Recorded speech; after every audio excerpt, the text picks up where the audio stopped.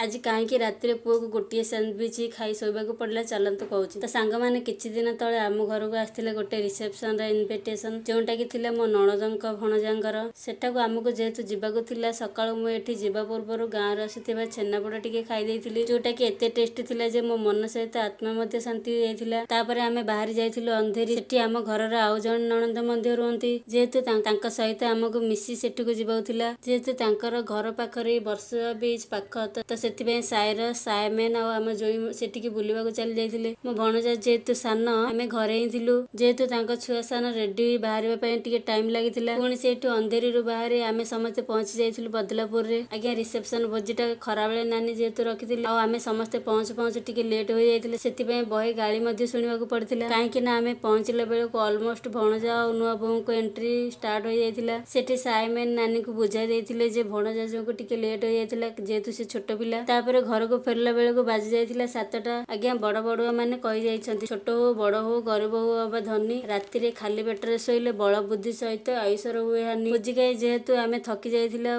भोक मध्ये नथिला सेथिबे साइरस पे गोटे मात्र सैंडविच बनेथिली जोडा कि ताको खुआइबा परे सोई देथिली। Thanks for watching please subscribe करंतु एवं कमेंट मध्ये करंतु। आ वीडियोटी खराब लागे भल लागे निश्चय जणांतु।